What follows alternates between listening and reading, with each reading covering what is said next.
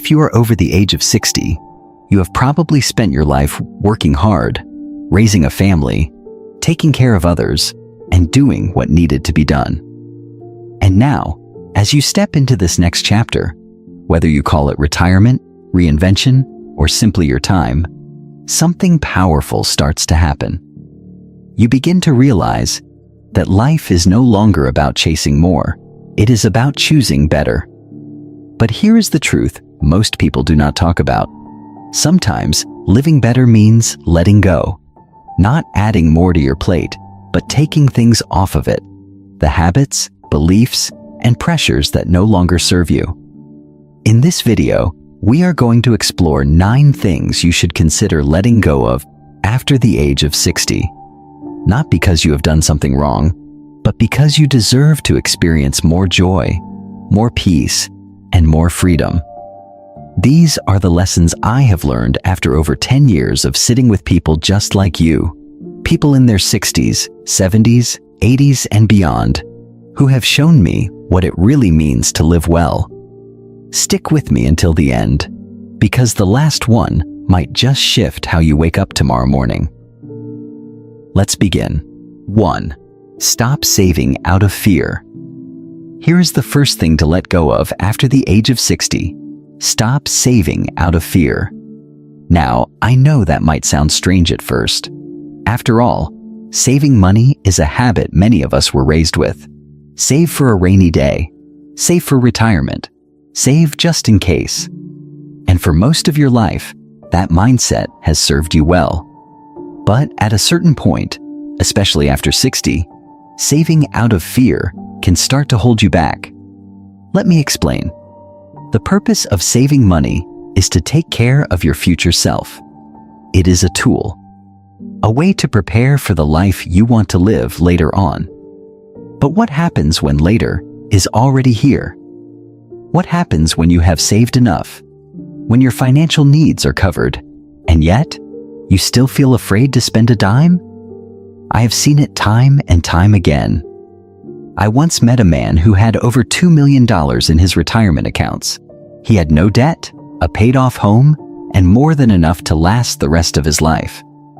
And yet, every time his wife suggested taking a vacation, buying a camper, or even going out for a nice dinner, he would tense up. He would say, "What if something happens? What if we need that money later?" And I asked him gently, "What if you never use it? What if later never comes the way you expect it to?" That question stayed with him, and maybe it stays with you too. Saving money is important, but at some point, you have to trust the life you have built. You have to give yourself permission to enjoy it, to take the trip, to buy the gift, to create the memory. Not recklessly, not without thought, but without guilt. If you have planned well and your basic needs are covered, the money you have saved is not just for emergencies. It is for living. It is for connection. It is for joy. So today, I want to offer you this shift. Instead of asking, "What if I run out?" start asking, "What is worth spending on while I still can?" Your time is now, not someday, not eventually. Now. 2. Stop spending on what doesn't bring you joy. The second thing to let go of after the age of 60 is this. Stop spending money on things that do not bring you joy. Now that you have given yourself permission to spend, make sure you are spending on the right things. Too often, we fall into patterns. We buy things out of habit, out of guilt, out of obligation. We try to keep up appearances or please others or fill some empty space we have not taken the time to name. But if you stop and really look, how much of your spending actually makes you happy? I once spoke to a woman in her early 70s. She told me that she used to spend thousands of dollars every year on clothes she never wore, gifts she felt pressured to give, and gadgets she bought because they were on sale. But the one thing she remembered most? A $600 flight to surprise her sister on her birthday. They laughed, cried, stayed up late sharing memories, and that weekend meant more to her than all those shopping trips combined. That is the difference between spending and spending well. After 60, your money should be aligned with what you value most. Maybe that is travel. Maybe it is giving to your grandchildren's education. Maybe it is weekly dinners with friends, or that new reclining chair that helps your back feel better. Whatever it is, spend on that. Let go of the things that feel heavy, meaningless, or rushed. Let go of spending that comes from guilt or fear or the pressure to impress. You do not owe anyone an explanation for how you choose to enjoy your life.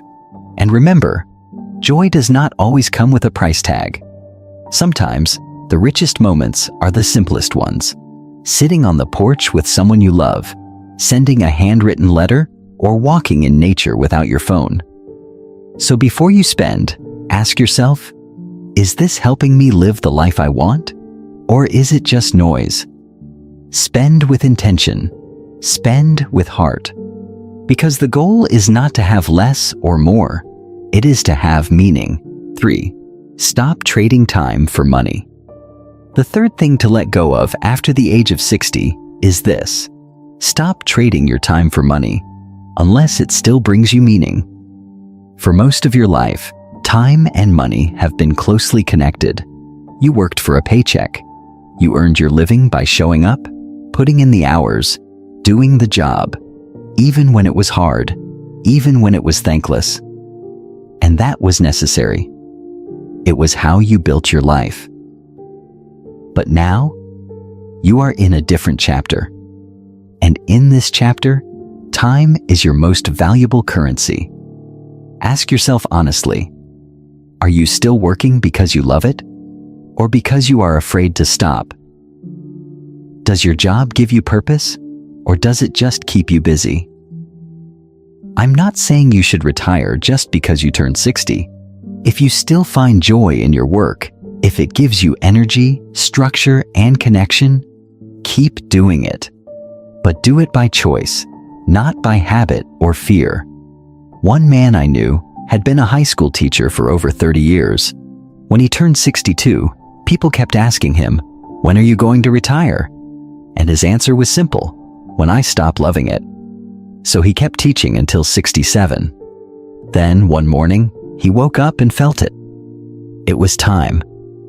And he walked away with peace in his heart, not regret. That is what I hope for you.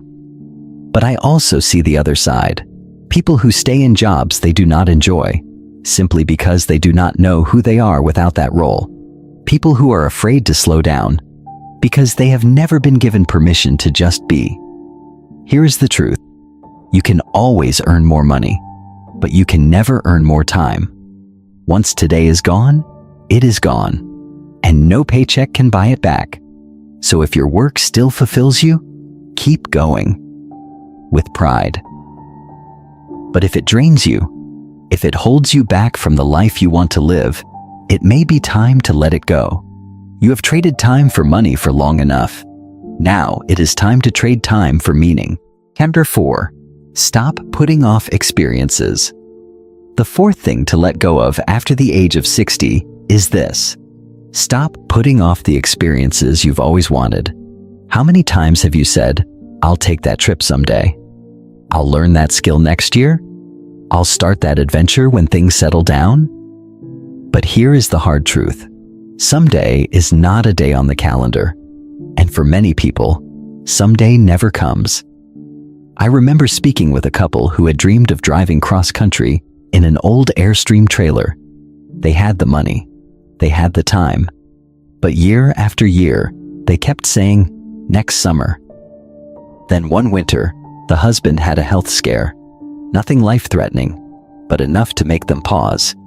And that was the moment they realized they had been waiting for permission that would never come. So they packed up, hit the road, and 6 months later, they told me it was the best decision they had ever made. Not because every day was perfect, but because they finally did it. That is the power of taking action now. So I want to ask you, what is something you have been putting off? A trip? A hobby? A visit with an old friend? A letter you keep meaning to write? Why not now? You do not need to wait for retirement to start living. You do not need everything to be perfect. And you do not need anyone else to say it is okay. Because here is something most people do not realize until it is too late. Work can be an excuse. Routine can be an excuse. Even planning can be an excuse. Behind the waiting, there is often fear. Fear of change. Fear of doing something new. Fear of finally prioritizing yourself. But what if this year, you let go of waiting? What if you gave yourself permission to start living now? Not in 5 years, not when the timing is right, but now? You're not too old. It is not too late. And you are allowed to make memories that feel like magic. No matter your age, the world is still full of wonder. You just have to say yes. 5. Stop neglecting your health. The fifth thing to let go of after the age of 60 is this: stop neglecting your health. Now, I want to say this with love, because I know this can be a sensitive topic, but it is one we have to talk about. A lot of people think of retirement in terms of how many years they might have left. 15 years, 25 years, maybe more. But the better question is this: how many healthy years do you have left? Because without your health, real, lasting health, it does not matter how much money you have in the bank.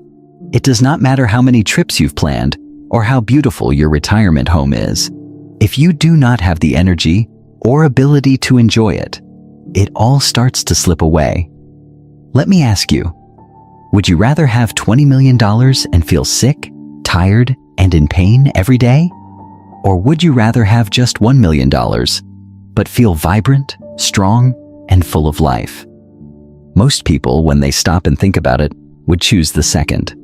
But strangely, many of us live like we are chasing the first. Here is the good news. You do not need to overhaul your entire life to feel better. You do not need to become a marathon runner or switch to a strict diet overnight. Start small. Start by walking a little more each day, by choosing water instead of soda, by stretching in the morning or joining a local fitness class that is designed for people your age.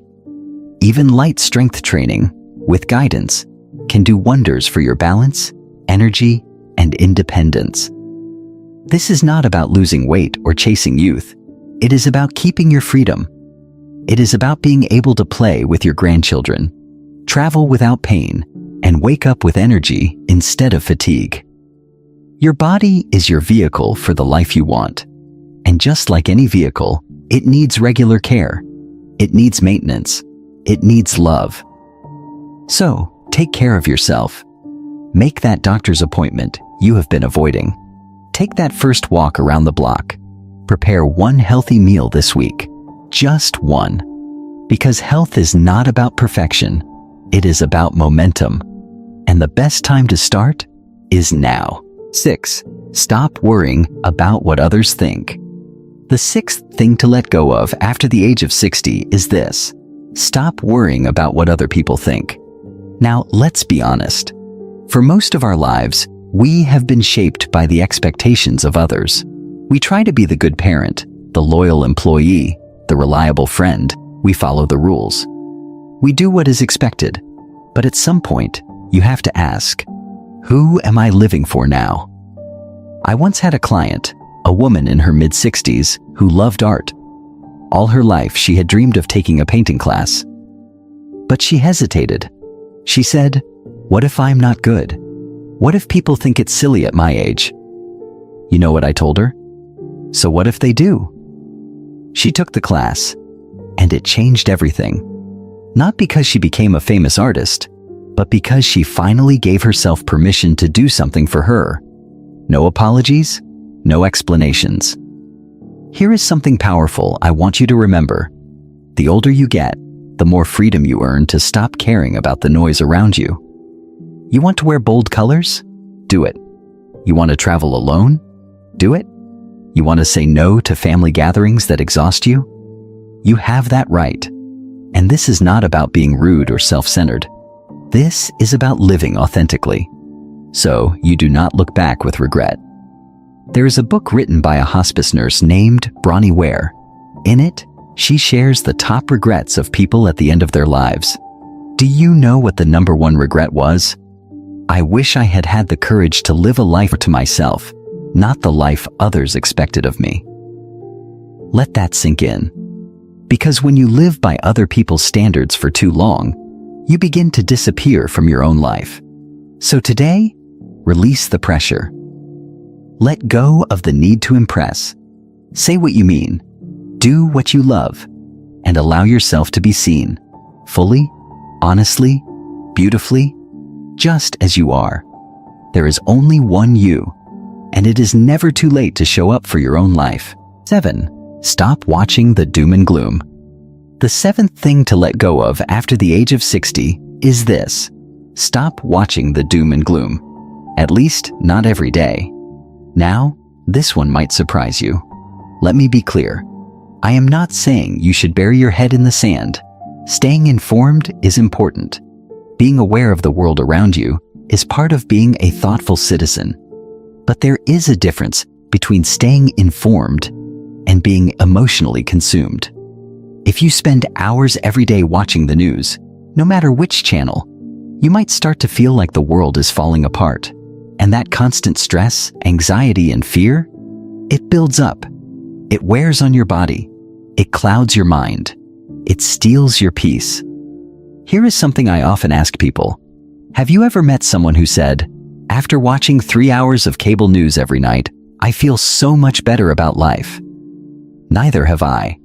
But I have met plenty of people, dozens of them, who told me that once they stepped away from the nonstop news cycle, their mental health improved, their mood lifted, they were more hopeful, more present, more at ease. You see, most of the news you watch is not designed to inform you. It is designed to keep your attention. And fear is a powerful hook. The question becomes, is that where you want to spend your attention? After 60, you start to realize that your attention is one of your most valuable resources, and you get to choose where it goes. You can focus on what is broken, or you can focus on what is still beautiful. There is still kindness in the world. There are still good people doing good things. There is still music, laughter, learning, growing, and love. So stay informed, yes, but not at the cost of your peace.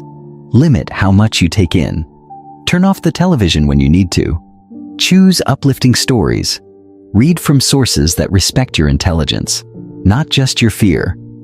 And ask yourself, has watching this helped me take action? Has it improved my life? Or is it just making me feel helpless? Because after all the years you have lived, you deserve more than to sit in fear. You deserve peace. You deserve joy. And you deserve to spend your energy on things you can actually control. 8. Stop ignoring your financial plan.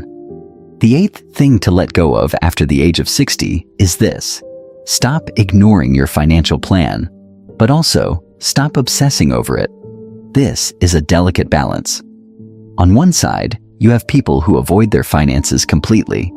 They say things like, "It's too overwhelming, I'll deal with it later," or "I don't even want to look at it." But here's the truth. Avoiding your financial plan does not make the problem go away.